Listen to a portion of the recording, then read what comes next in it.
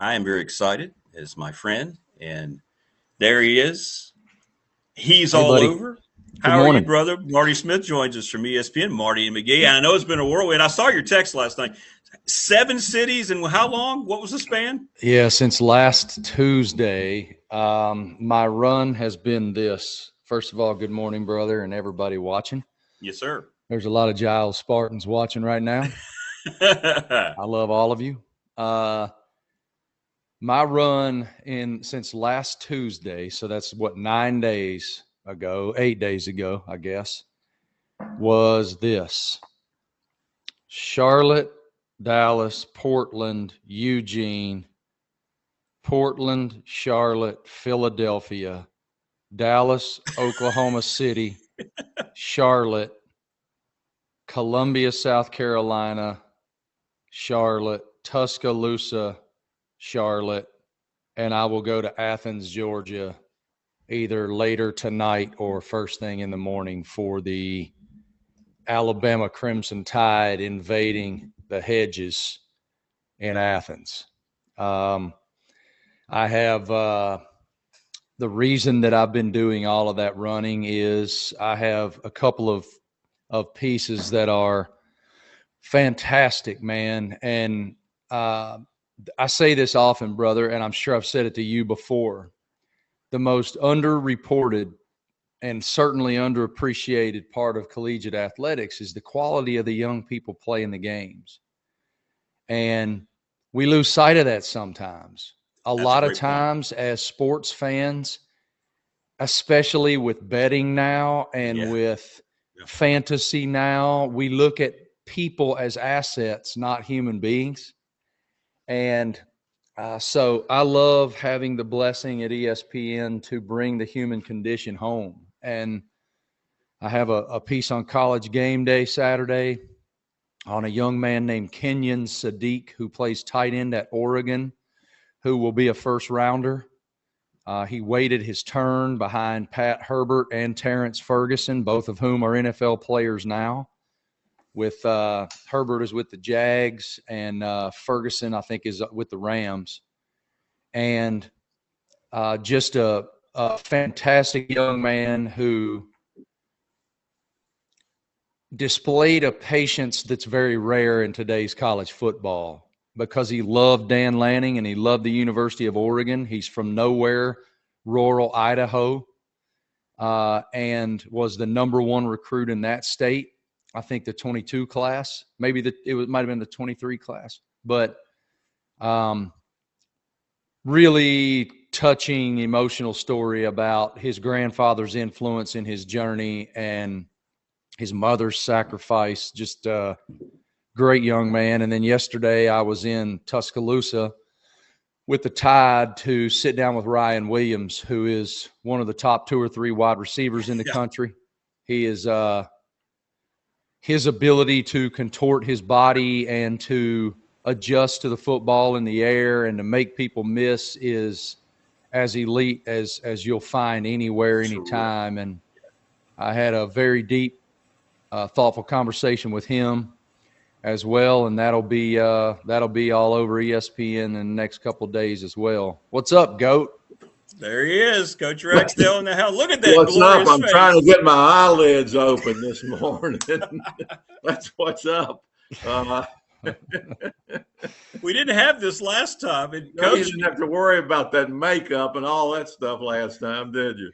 we had a practice though. You made me practice this week. You took me to a Giles practice. What do they say? You gotta practice like you're gonna play. So It's all about reps, Coach. yeah, that's right. All about reps, man.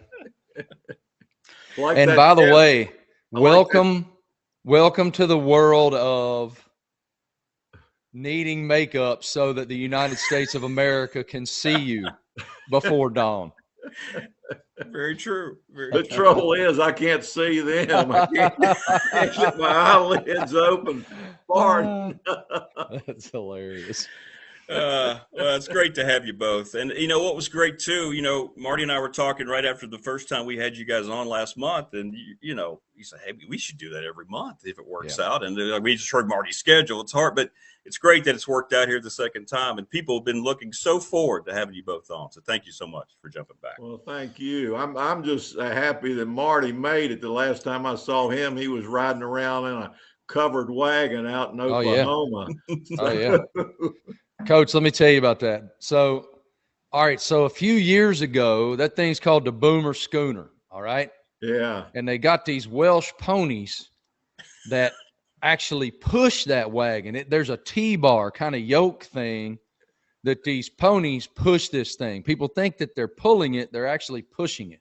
All right. So I got the opportunity to get in there with the young lady who is a senior at Oklahoma, Mara, and she kind of runs that show, all right, for the student group.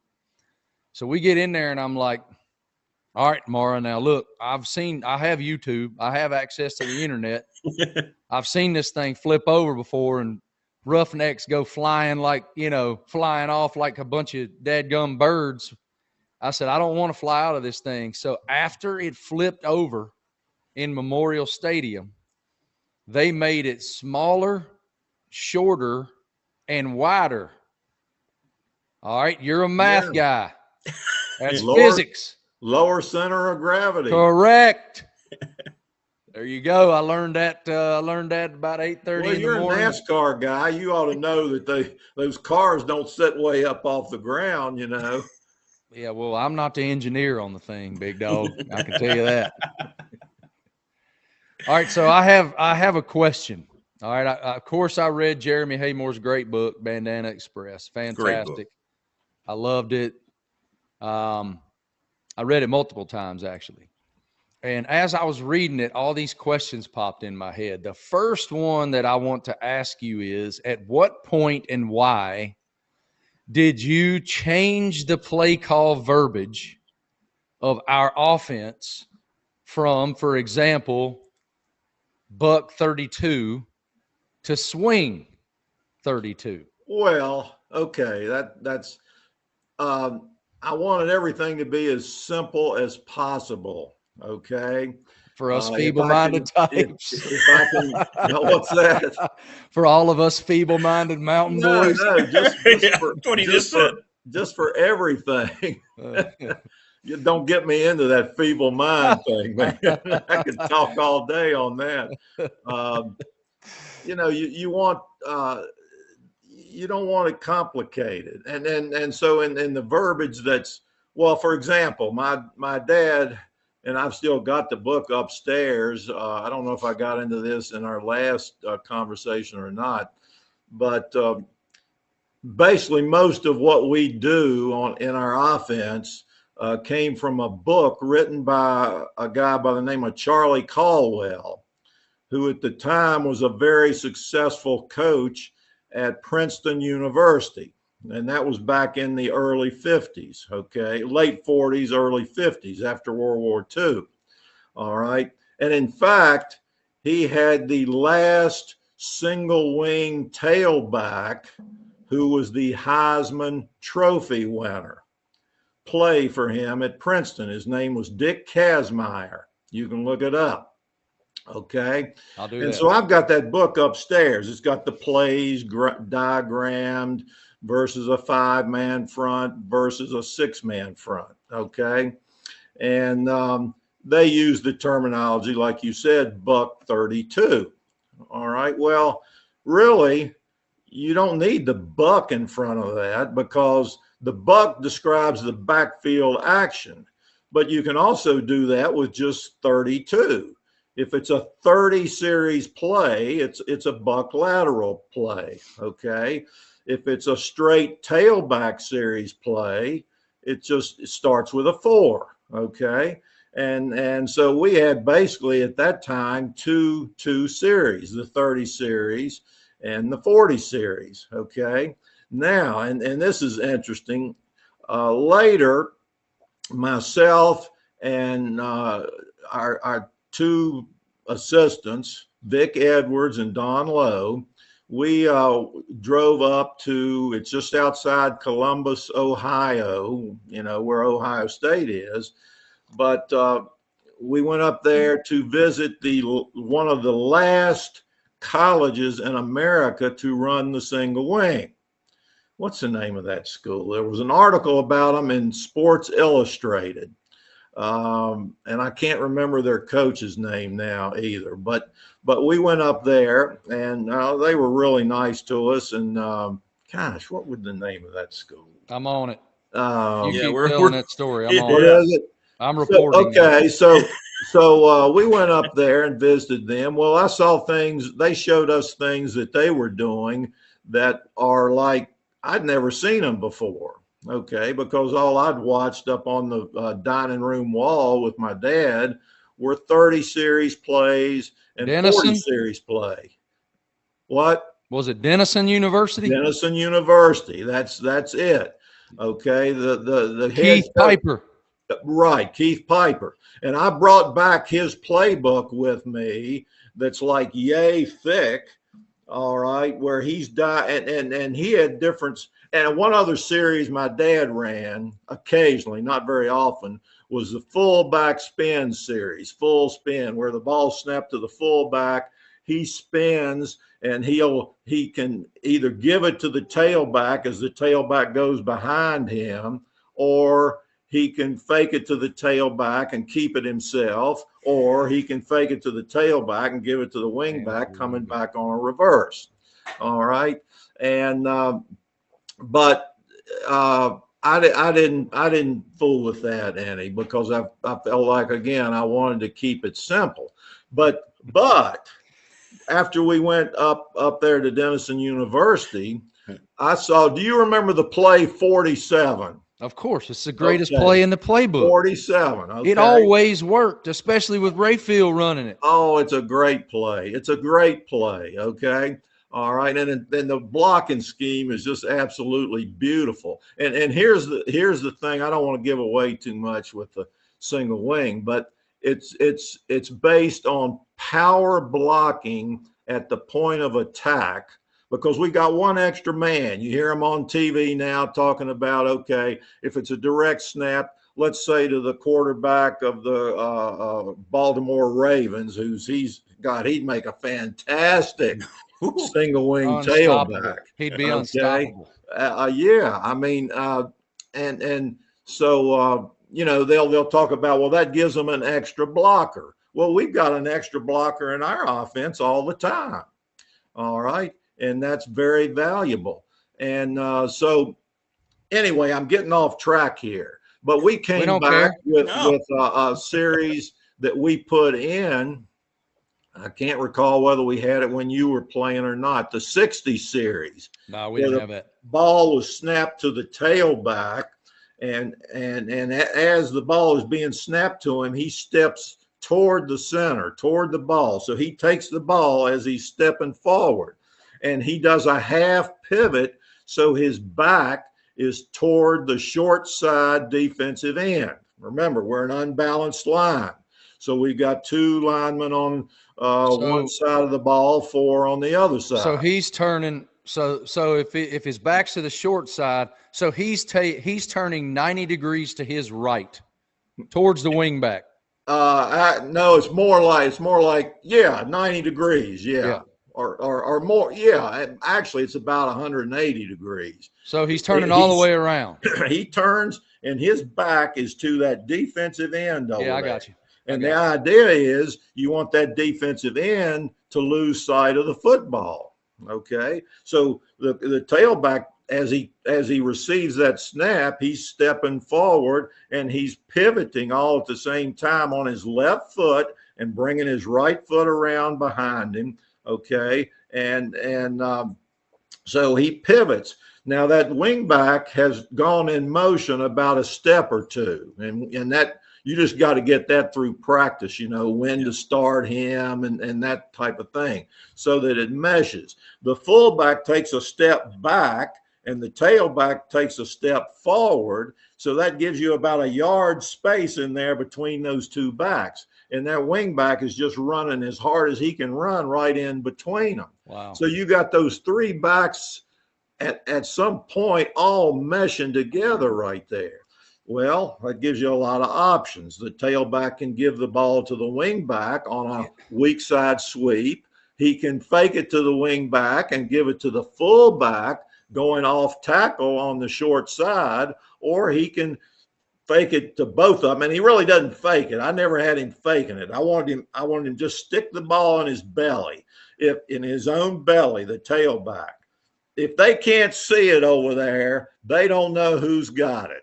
It's interesting too. So I don't need to stick it out there and start jabbing it around because they may see it. So he just takes that snap, sticks it in his belly. There goes the wing back. Here comes the fullback. And then the tailback bootlegs out to the long side. Yep. So you got three backs going in three different directions. And any one of those three can have the ball.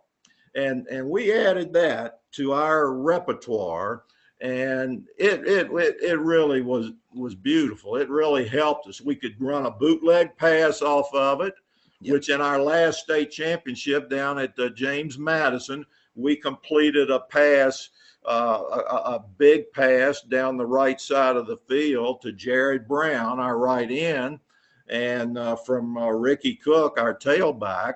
And it was a huge play. And we added a little wrinkle to that prior to the game in the playoffs where we could go into a double wing formation. Oh, man. Okay. Now, let me tell you how that came about. And I don't want to embarrass this young man, but you remember the Steele boys, okay? They're still some of my best friends. Brandon Steele went up to Penn State and walked on up there. Patrick played down at Emory and Henry. Stevie Steele. I don't know. I don't think Stevie played at Emory. I thought, yeah, okay. He played down at Emory some. And then Micah Steele. Okay, Michael was the last one. Now, man, that was four good football players. You're telling me they were tougher than a pine knot, son. All right. Good kids. Coach, great parents, you know, the whole works, and great, smart, good students, all of them. Okay.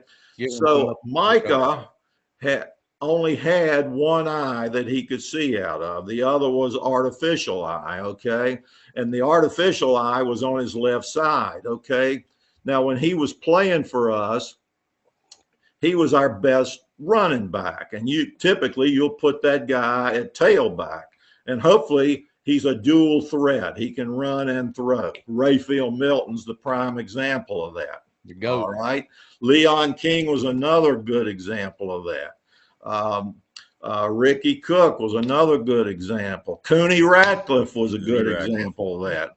Although he almost got killed when Cal Valley came up and played us in the playoffs one year. But again, I'm getting off topic. I love it, man. I love it. So where was I there? You're talking about Micah Steele's eye. Yeah. Okay, where we came up with a double wing. Well, Michael was our best running back. Okay, and but he had trouble taking the snap on the 40 series because when he turned to his right, you know, to move, and when the ball was snapped, this is unlike the shotgun that the colleges and pros use.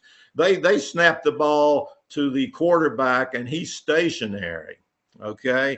Well, in our 40 series, he wasn't stationary. When that cut went, he was taken off as hard as he can go. So those centers had to lead him with their snap. All right. Okay. So anyway, all right. So Micah had trouble seeing that snap because of his left eye. He didn't have a left eye that he could see out of. So he was looking across his nose trying to take the snap. Plus, two eyes gives you better depth perception, all right, than just one. Okay. So we said, well, how can we get the ball to Micah? Okay. Now, this was in a coach's meeting on the weekend. And I had the bright idea. This was like halfway through the season, probably Micah's junior year. I can't remember, but I said, well, maybe we need to move the blocking back under center and go like a wing T. So all we got to do is hand it to Micah. I thought the other coaches were going to string me up and hang me, man. He said, no way. We're not doing that. We're not going to dismantle our single wing offense and put somebody under center. Although we did do that occasionally way back when the book there was written. Yeah. We'd move our blocking back and use a little short side series there to the left-hand side. But they said, no way, we're not doing that. I said, okay, man, I want some assistant coaches tomorrow. I don't want them off the door home. Get new guys. Speaking of assistants, man, we had some great assistant coaches over the years. I can't, name them all. They know who they are, and the players know who they are, and hopefully the fans know who they are. But we did say, okay, well, what we can do is take Micah and we can move him to fullback. So he's looking straight ahead when he takes the snap instead of like this. All right. And I can't remember who we put at tailback. It's probably Coon. Well, I know one thing. Cooney was sophomore year. He was the tailback and Micah was the fullback.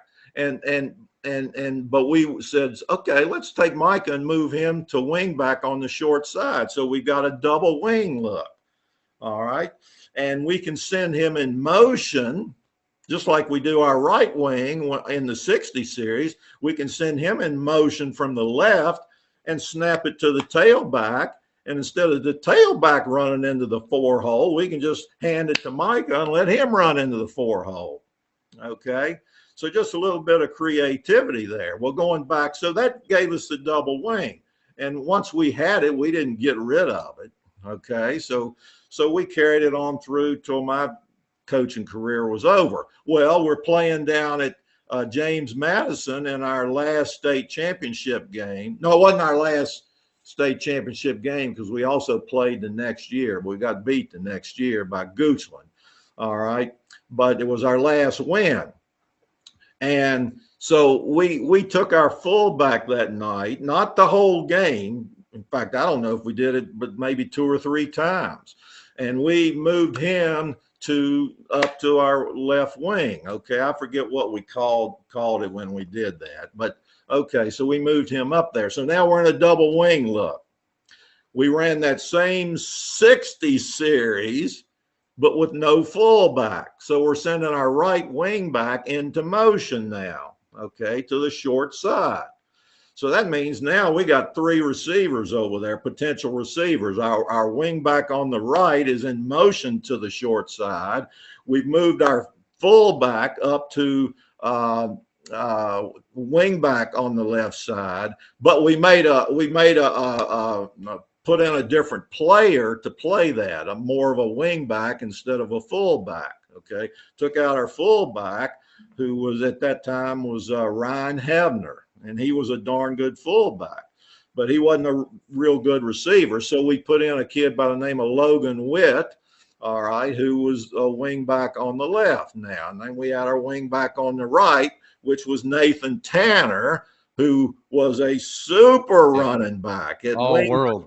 He scored 2 touchdowns that night on our reverse, okay? And he's now the head coach up at Princeton High School. By the way, he's got a heck of a football team. We went up there to watch him play Bluefield, and gosh almighty, they really look good. But so anyway, we got 3 receivers over there. Well, we send our wing back in motion. That's Nathan Tanner, and we snap it to Ricky Cook. We had a pretty good backfield back. Sounds like it. All right, and better than pretty good. They were real good. So the wing back comes by. So he's going on out in the flat on the left. All right. Meanwhile, our left end has run a crossing pattern coming across the field. And our wing back / fullback is up at wing on the left, and he's just kind of going down the seam on the left-hand side. All right. So you got your one receiver out in the flat on the left. You got another receiver going down the seam, going down the hash mark on the left. And you got another receiver coming across the field from left to right, right in front of that safety man. All right. Okay. Well, here's what happened. Now, I mean, I didn't know what to expect, but let's try it. Okay. So what happened was this: their halfback kind of comes up the field a little bit to cover that right wing going in motion. Okay, out in the flat. All right.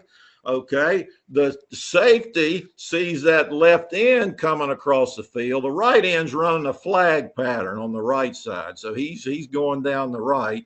And here comes our left end coming across the field right in front of that safety man. Well, the safety man jumps on him, all right, or at least moves in that direction. Guess what?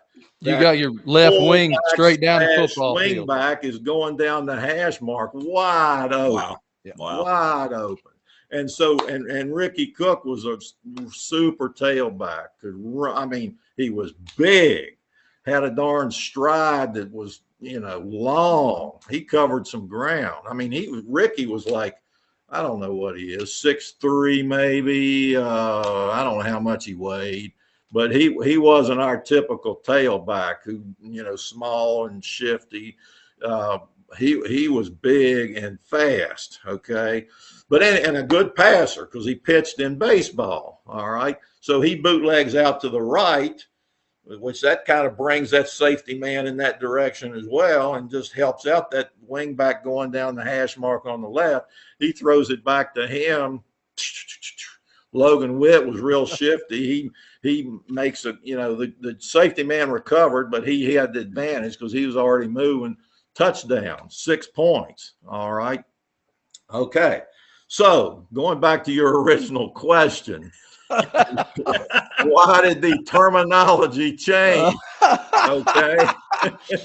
Because we didn't need the word buck in front of it. We could just call it 32 or 38 or 36. All right. And that brings up another thing in that book. Going into the playoffs that year, we were 10-0, and there's a great story in that book too about the last game, Galax, and two of our players. It's incredible. Yeah, that's an incredible story. Every bit of it is true. Okay? Oh, I believe it, man. I believe it wholeheartedly because that is the most Ragsdale thing ever. Anyway, we're got to hear this. Going into the playoffs, and we've got 38, which goes up the middle, and we've got 32 that goes around the right end, pitch out. But we didn't have anything in the 6 hole. What's our 6 hole? Now, we had a 6 hole play, which was 46, meaning the tailback in the 6 hole, okay? But we didn't have anything out of our buck lateral series, out of the 30 series that attacked the 6 hole. And I said to myself, we need to add something to that 6 hole in the 30s with the 30 series, okay? Now, keep in mind, we always started every season. We would sit down as a coaching staff and we would decide what plays we were going to run for the entire year. And I was never much on adding plays and tinkering around. I did a little bit when I just felt like we really needed to do it. But we would go into every season. Well, the first day of practice, we would go into that first day of practice knowing that we were going to have 20 running plays, and we knew what those 20 running plays were going to be. Now, that sounds like maybe a lot of plays from running the ball. But, for example, 46 and 36, the point of attack's the same place. So the blocking scheme up front is the same. The only thing that changes is the ball handling in the backfield. Okay. So it was 20 running plays, but it wasn't like those linemen had to remember 20 different blocking schemes. Okay. They had what, I don't know, 8, maybe 10 schemes, you know, blocking on plays. All right. So we would go into the season, 20 running plays, 10 pass plays. And the 10 pass plays, we had various patterns we could run with the same backfield action by just adding a word at the end of the play. All right. Now I kind of picked that up. I don't know if I picked it up or not, but Rich Rodriguez, who is returned to West Virginia now, I would go every spring up to a coaching clinic somewhere that all these colleges have with their spring practice. It's a recruiting tool, you know, get the coaches in onto campus and, you know, feed them and then you have your coaches talk and stuff. And sometimes the head coach would talk and sometimes they wouldn't. But Rich Rodriguez, he got up and talked, man, which I really appreciated. And I love listening to him talk. And he talked about their passing game where they had, you know, this play and that play and such, and all they had to do was add a tag on the end of it, like fly or flat or something like that, you know. So for us, for example, it might be we could run 42 pass cross. All right. And what that did is everybody's running 42 pass, except our two ends changed their pattern. All right. They cross. The right end goes to the post and the left end crosses the field right off his rear end. Okay. And that really came in handy down on the goal line sometime. We could run that crossing pattern down on the goal line. And if they're playing man to man, you're going to pick those guys off. Yeah. Okay. Or at least, you know, you're sprinting out in one direction and you got one receiver going opposite. And, you know, it's amazing. This is amazing.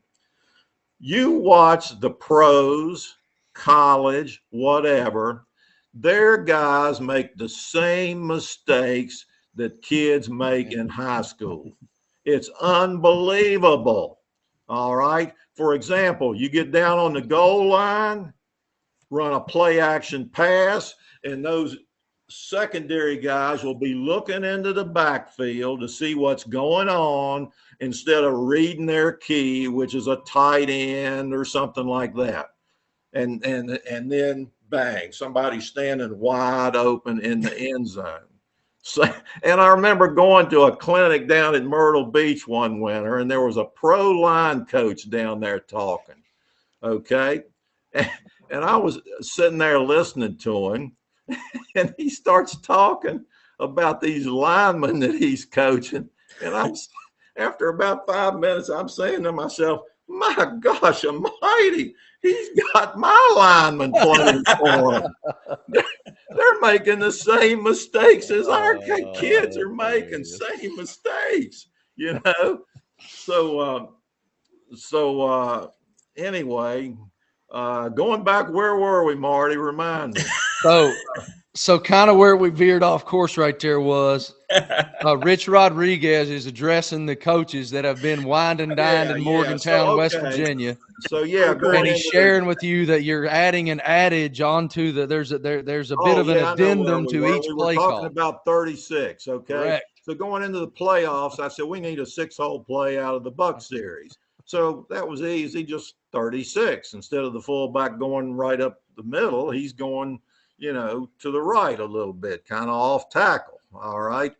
And in that state championship game, we scored 2 touchdowns on 36.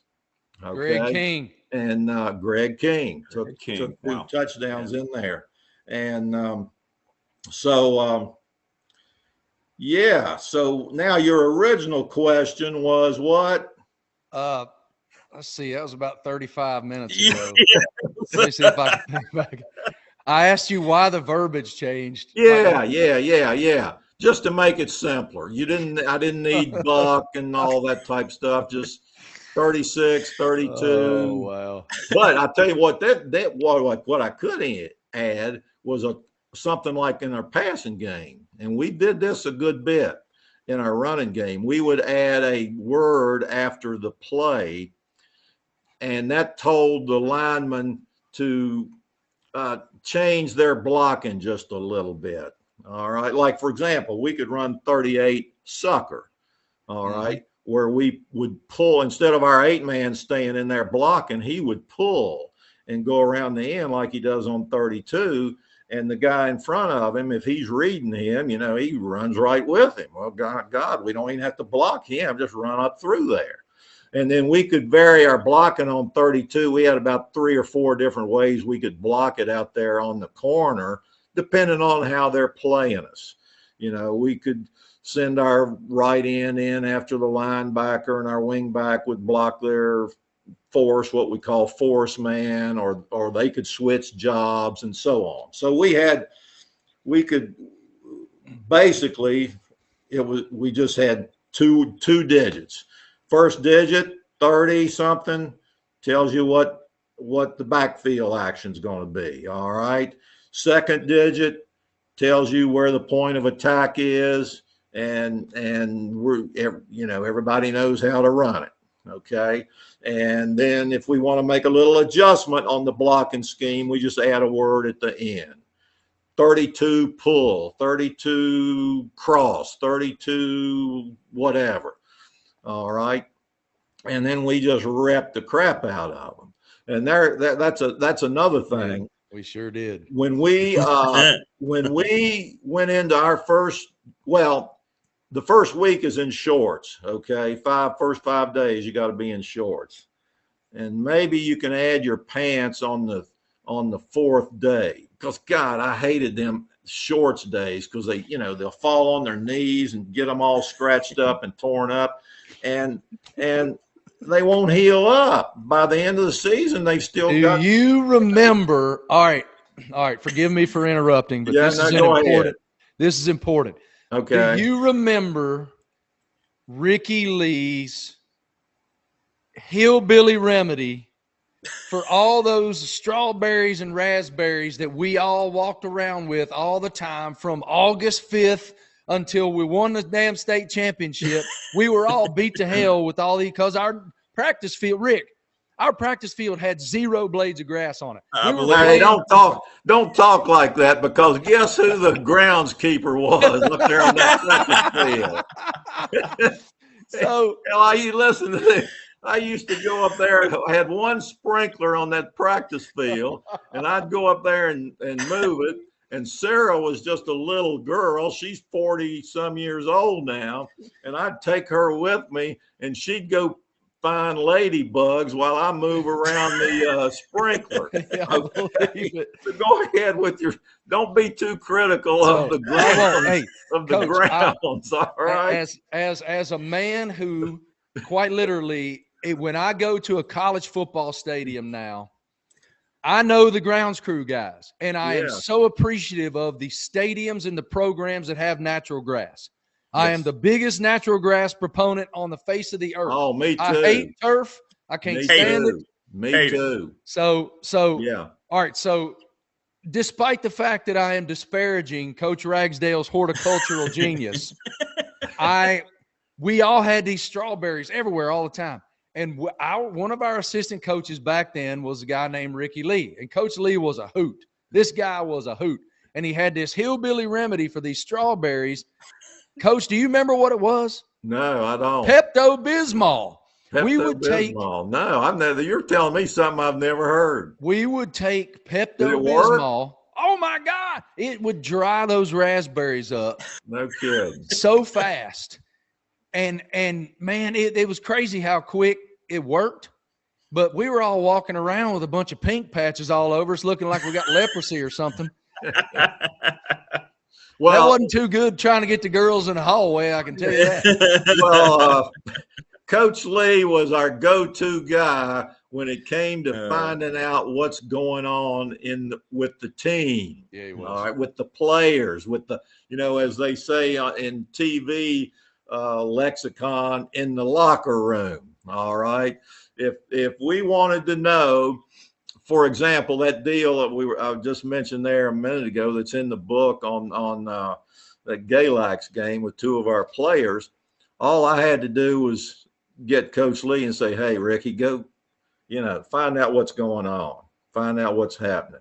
So he'd go out there and start talking to the kids, the players, and he'd come back, 30, 40 minutes. Hey, coach, here's the deal right here. So he was my spy. Okay. He was your narc. And we all knew he was a narc. Yeah, there you go. So anyway, there's 30 minutes worth of discussion for one question. But it's awesome. Like, I could listen to it all day. Like, I can't describe to you the joy that I take from just sitting there and listening to you, because I go back. So just from a personal level, from a human condition and personal level, you are such a hero to me and to everybody that I played with. And I have a text group. I text individually with at least 15 of the guys that I played with at Giles High School, because so much of what you taught us, we all carried into our adult lives. And I know that in a time when maybe that wasn't quite as prominent as it is now, you always had it on your heart to grow men, good fathers who worked hard, who cared about other people, and who learned how to bust our ass and maximize the gifts that the good Lord gave us, because it should be a self-accountability proposal. And if we don't maximize that, then our brother beside us cannot maximize his. And within that, you learn so much about the real world. You're going to lose a lot more than you win in this life. We didn't. But you're going to lose a lot more than you win in this life. And so how do you manifest that and repurpose that into the fuel that it takes to be better and not make the same mistake again? I'll never get over. Coach, do you remember the name Aaron Fuller? He played wide receiver at Lebanon. And he had like 4,000 yards receiving against me in the state, in the region final in 1992.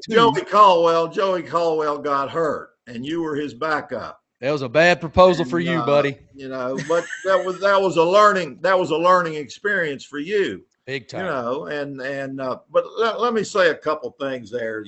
What you're saying brings to mind. I always felt like, and I would think about this. I think this goes back to my background in college. I started out as a physics major, and it took me like 1.5 years to realize, man, this physics stuff ain't what you did in high school, buddy. They're talking about atomic forces and stuff like that. Had a college professor and there weren't but 3 or 4 of us in the class. It was called modern physics, and they're talking about quantum mechanics and all this type stuff. And he'd come in and start the room was not very large, and there were chalkboards all the way around. And he was a chain smoker, so he'd have a crucible in every corner of the room. No, this is no lie. And he'd have his glasses down to the end of his nose, and he'd be looking out through those glasses and writing stuff up on the board. And he would just start going around that room, and he'd get to the next crucible. He'd put his cigarette in that and light up his next one, start smoking that one. And so he'd just go all the way around the room. And when he got back to the start, he'd start erasing that and start writing up again. And by the time class was over, every crucible had a cigarette in it. And we were sitting there, students, like, or at least I was, like, God almighty, what's this guy talking about? So anyway, I got out of the physics and got into, but I learned a lot there. I learned a lot about it. And one thing I learned about it is I don't know a darn thing about it. You don't want to do it with your life. You don't want to do it. And I ain't smart enough to figure it out. So, but you got to take a lot of math to do the physics. So I switched over to math, and that worked out fine, because you got to have a lot of math to do the physics thing. Okay. But so that gave me the I don't know. I think that's where I learned to think, critical and analyze things, analyze. So like in the spring of the year, when I'm out mowing my lawn and I'm coaching, I'm thinking about the fall of the year. You know, you're pushing the lawnmower, and I still push the lawnmower to this very day. And it's not self-propelled either. It's leg propelled. Okay. So I'm pushing the lawnmower around. I'm thinking about, well, now who's going to play 7-man next year? Let's see. John Doe, I think he can play 7. Who can play 9-man? So I'm thinking about the upcoming season. All right. Well, one thing I used to think about when I was coaching, just in general, basketball, football, anything, was do sports need to be in public education? Are they a necessary, or not maybe necessary, but are they a beneficial thing for public education? Because public education is paid by the taxpayers. Mm-hmm. My salary for teaching was coming from taxpayers' money, part of which was mine and yours and Rick's. Okay. All right. And so if you can't say that, hey, there's some benefit to high school sports, there shouldn't be any high school sports. It ought to be on a club level. You know, instead of playing for the Giles High School Spartans, you play for the Giles County, you know, X team. Yeah, okay? Rorton Club. So you got to be able to say, hey, there's some kind of benefit to this. And if there's not, we ought not to be doing it. Well, there is benefit to it, in my opinion. All right. And right here sets 3 people that have benefited from it. Yep. Okay. And I could go down the list of things like mental toughness. You know, you're not always going to win in life. You're going to get your rear end beat sometimes and get knocked down sometimes, and you can't quit. You got to get up and do it again. So on the football field, you get knocked down, you got to get up and do the next play, okay? And it don't do you any good to whine around and cry around about what just happened. Yeah. Because here, I'm having flashbacks. Guess what? Here they come again, yeah. Okay? And I think about Radford when I say that, and I think about Coach Linneberg, which, you know, just died here recently. And let me also mention, while I'm saying that, is oh, shoot. My memory's getting terrible. All right. The coach at Christiansburg and down at Powell Valley. Robbins. Phil Robbins. Yeah, Phil. He just died over the weekend. Yeah, he did. Okay. And those 2 guys, they were in the New River District when I first started, and it was dog eat dog every year, you know, and looking back on it, man, that was so great. And they were such good coaches. And then Phil went down to Powell Valley.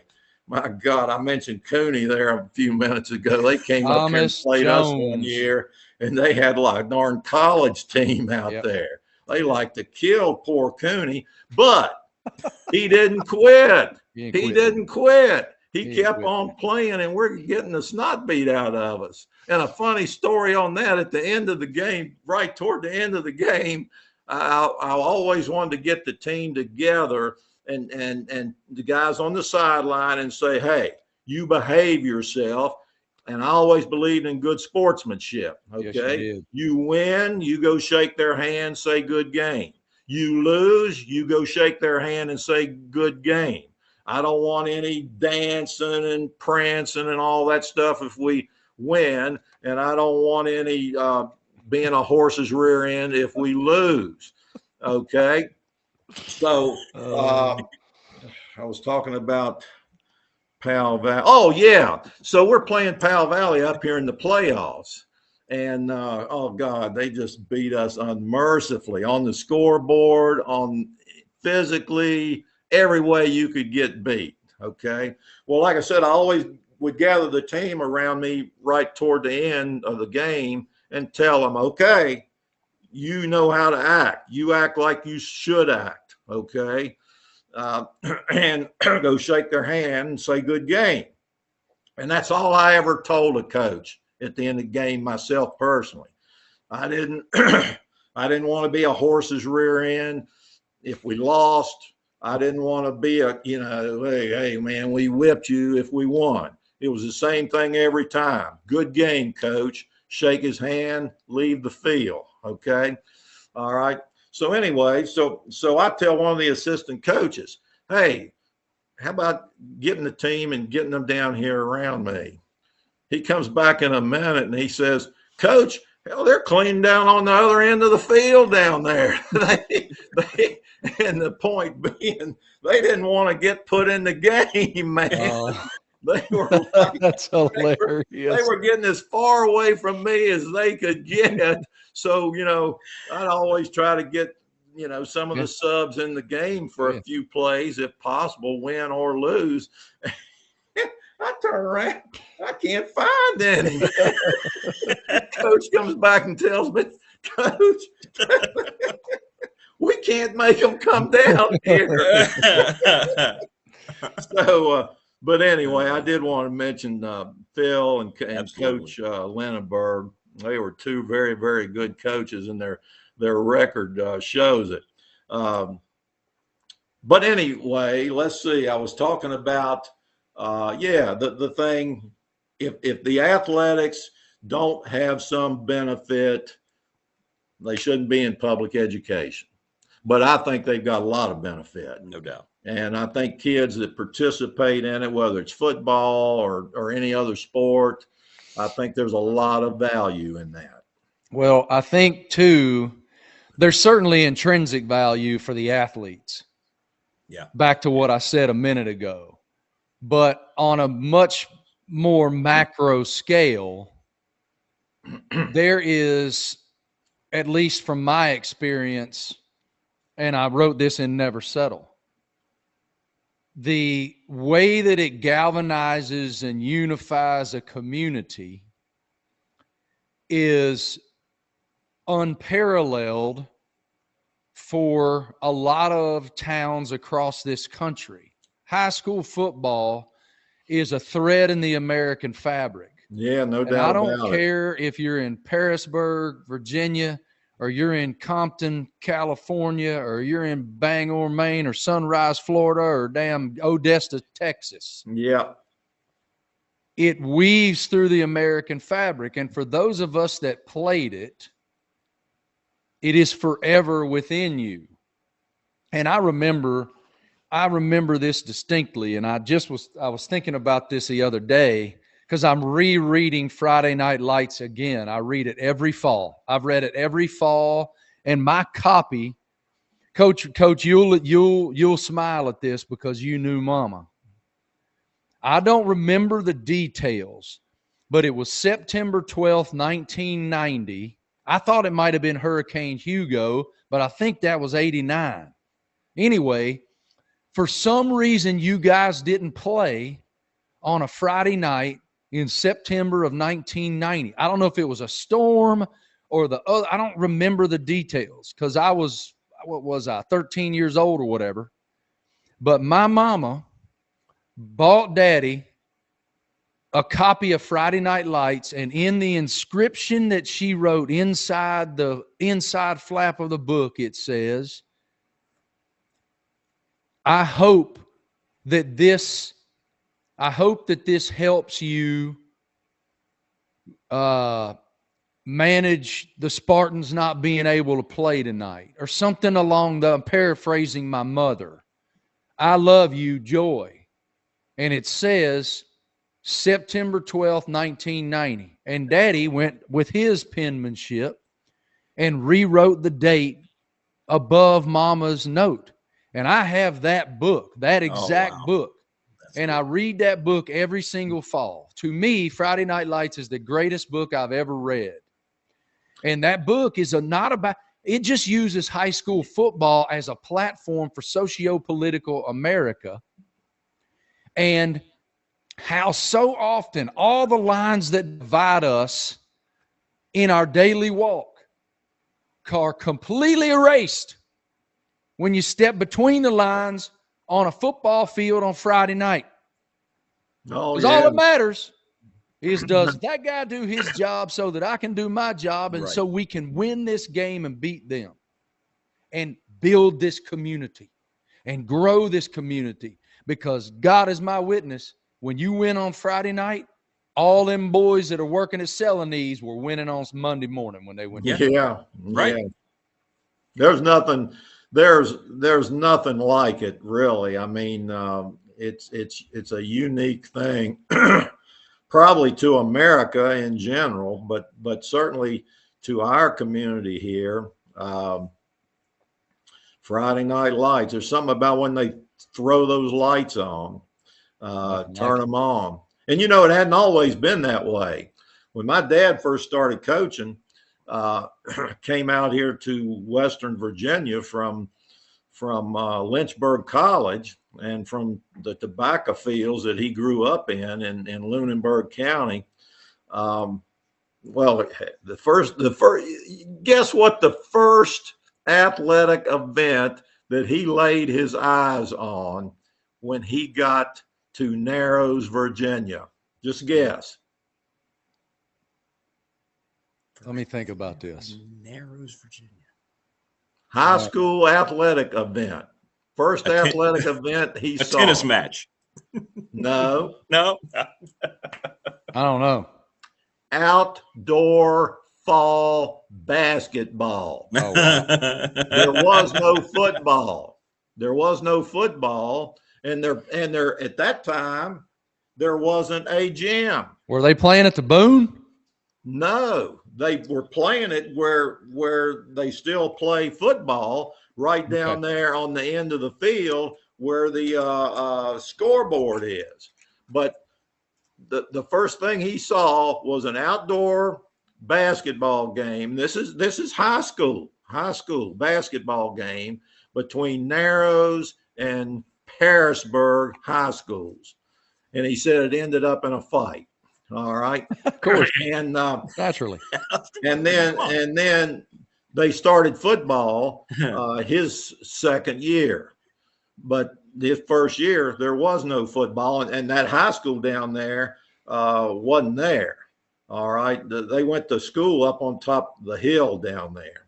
And then they built that old high school that we would go in there and dress on the end of it there if we went in there at all. All right. And they always came out of what used to be the gym in that school. But that school wasn't there.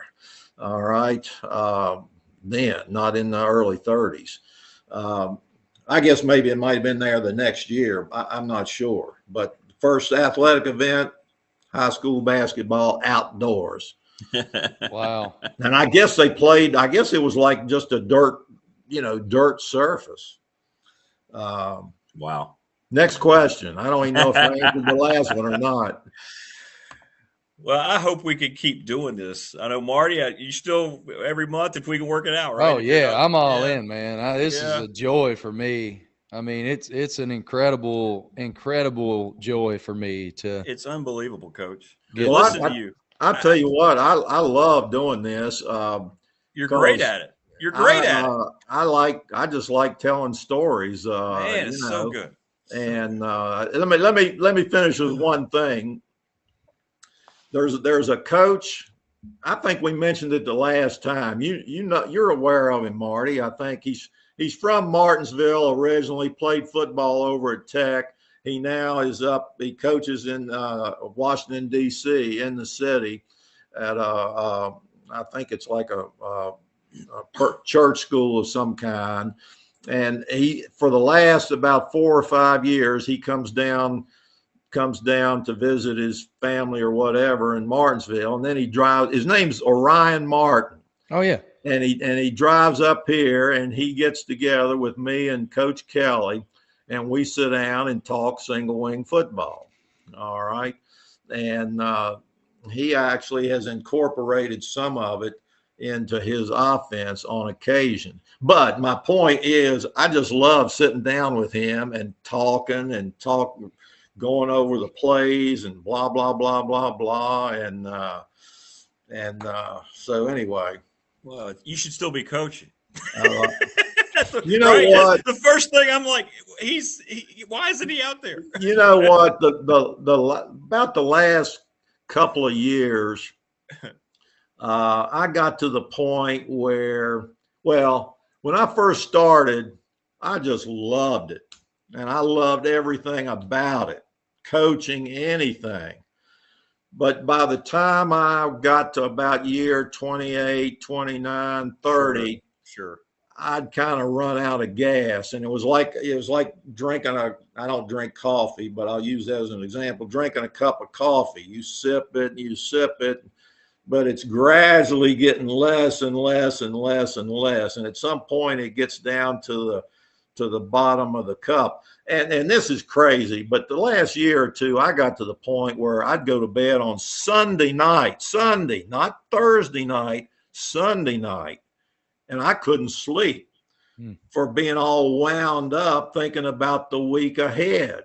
You know, not just the opponent on Friday night, but what we're going to do in practice every day to get ready for that opponent. And what am I going to say to them every, Monday or whatever to get ready for that opponent.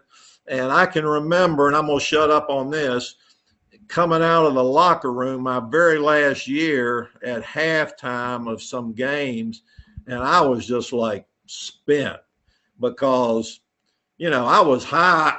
I was, as Marty knows, what I am here, Mr. Nice Guy and everything like that. Well, I'll tell you what. Me at halftime of a football game. Not even a little bit. I was like three different people.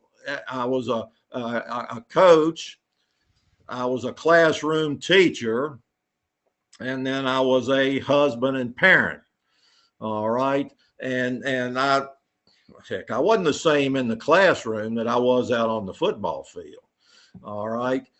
But man, those just the whole thing, just every ounce of energy I had was going into it. And I'd walk out of that locker room at halftime, and it was a fairly, decent walk out back out to the field. I was like, man, I'm worn out right now. Yeah. And then we're only halfway through. So, I gradually got to the point where it's time to hang it up and let somebody else do it. And so that's the way it is. Sooner or later, that's got to happen. What's great about this, you guys can't see this, but on our text line, professional or text line, I'm getting all these people that played high school football around, didn't play at Giles, didn't know nothing about single wing, saying this is the greatest thing they've heard because it's taken them back. What Marty just said, all these people, 24 texts, just this is taking me back. It really is. Right? You may have to go pay bills, Rick. I don't know. We're sitting here gabbing. Can I tell you one more quick story? Yeah. I'm not going anywhere. I just have 2 college game day features to finish. Coach Lindbergh. We can throw Dwight on here if you want. Coach Lindbergh, over at Radford, I don't know if they still do this or not, but they have this fundraiser in the spring where they bring in somebody to talk, okay? Well, Coach Lindbergh, and they have people come in, they buy tickets and to eat and everything like that. Well, Coach Lindbergh invited me over to talk at this dinner. Now you got to keep in mind, man, we were great rivals. That was a heck of a rivalry between us and Radford, and also us and Blacksburg. But I thought to myself, my God, what am I going to talk about? They'll tar and feather me and throw me out. After I finished talking, all these ex-Radford players came up to me and started talking to me, and they were so friendly and cordial, and it was the best thing, and I enjoyed doing it so much. I was so uptight about doing it, but they were just so nice and everything. The reason is respect. Well, I don't know, but I do. They were. 100%. It really struck me how nice they were. I'll shut up. Hey, I've enjoyed it this morning. I'm gonna tell you what. Next time, I'm gonna have to tell a story about Coach I gotta make sure that I properly prepare for how to address this story. Speaking of Radford, because the greatest, most memorable butt chewing I ever got from Coach was at halftime at Radford High School in the fall of the year of our Lord 1993. Well, we were down by 18 points. Here we go. Immediately. Down by 18 points in the first quarter, man. We were getting our butts beat. I Cornell remember Wesley that like had it was 200 yards yesterday. rushing in the first quarter. Yeah. Oh, God.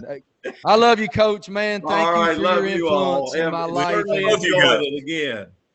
We'll We'll do it reconvene again. in October. We'll reconvene in October, gentlemen. Just yell at me. I know how to use the camera now, as long as You you look send me great. the See? link. And you didn't look like you said you looked like what'd you say, a woods critter. You thought you had bags under your eyes. Look You like great. a raccoon, man. These bags under my eyes look like a darn raccoon. Yeah, you look great. You look Nothing great. I can do about it. I'm not having surgery on it. I promise you that. Hey, talk to y'all later. See y'all. Okay. Thanks, Rick. Coach.